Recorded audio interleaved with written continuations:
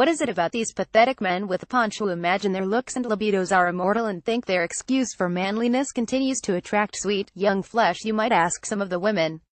These men have something women want. It can be money, a piece of the action that such creeps control, and a ticket to a glamorous party life.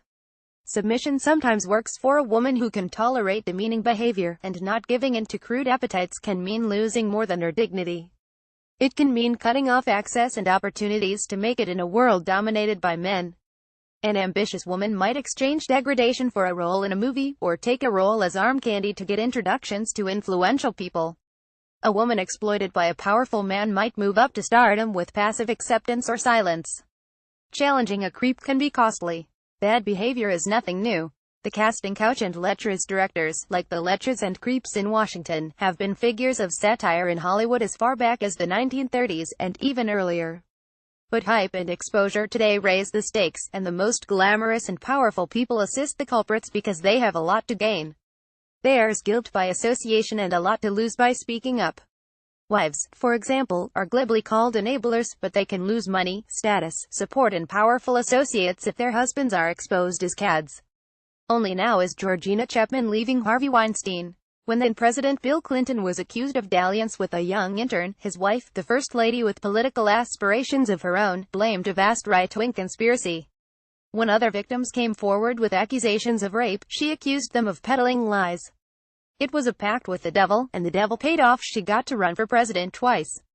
When Woody Allen snapped nude photographs of his stepdaughter and legitimized his prurient taste by eventually marrying her, Hollywood focused on his talent, not his character. Roman Polanski, who pleaded guilty to having unlawful sex with a 13-year-old, won an Academy Award. Showbiz people have the advantage of using their flaws and failures, as well as those of others, as fuel for the creative imagination. Two of the biggest stars in comedy are just getting attention now by sensationalizing sexploitation. In one episode of the new season of Tig Notaro's One Mississippi, a liberal radio station programmer plagued by rumors of bad sexual behavior invites a female employee to his office for a meeting and pleasures himself behind his desk as he talks with her. Does this character sound like anyone we've all been reading about? The comedian Louis C.K. is dogged by tales of similar creepiness. He stars in a new movie, I Love You, Daddy, that touches on gossip about sexual transgressions of stars like Woody Allen and himself. Part of what makes the comedy of Louis C.K. and Ms. Notaro exciting is that they both often suggest they are giving us a peek at an actual life, writes theater critic Jason Zinnemann in the New York Times. But actual life is giving us lots of actual life already. Moral judgments are cheap into sexual distinctions, and entertainment narratives blur the reality. Piggy men breed cowards, hypocrites, and opportunists. Reporters who solicited comments from Hollywood players when the Weinstein scandal broke found that the ample self-serving pieties applied to fallen conservatives were suddenly in short supply. It took 5 days for Hillary Clinton to be shocked enough to speak up, and days for Michelle Obama and former President Barack Obama, who allowed their 19-year-old daughter to work for Weinstein, to discover that they were disgusted. Now, there's a preening rush to judgment as sordid details of the Weinstein scandal escape into the public prints. It's a truism that a big man's fall from grace never happens at the height of his power. Judging him a pariah now is easy.